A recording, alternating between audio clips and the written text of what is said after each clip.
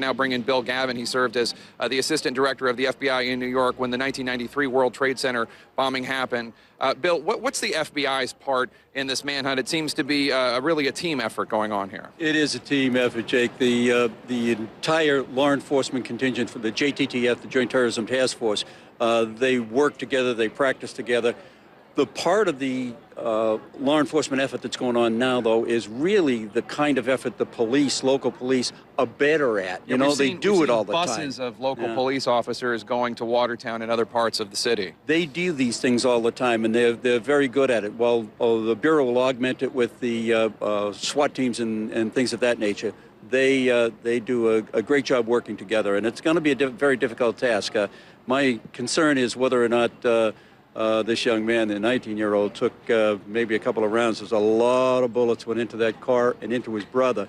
I don't see how he escaped with having none, and I just wonder if he's gone to nest someplace and exsanguinated. That would be a concern of mine. I have to say, I've been covering this story, this just most immediate story, since 1 in the morning. Are you surprised at all that they have not found Jahar yet? I have to confess, I am a little bit. After all, his older brother, who seemingly was the mastermind and the leader of this plot, at least according to those who knew them and described their relationship, he's dead. He was killed early this morning.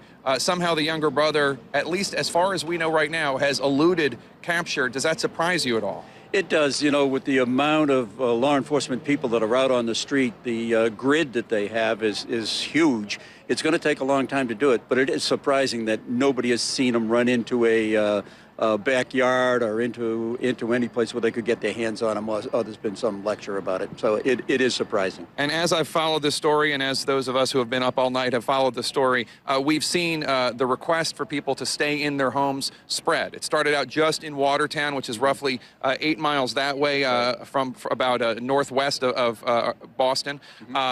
And it just stayed there. Originally, it was just in that area. People stay in their homes, don't answer your doors unless it's an identified police officer. Then it spread to other neighborhoods, Waltham, Cambridge, other areas around. Now we're told the entire metropolitan area of Boston should stay in their homes, shelter in place, it's called.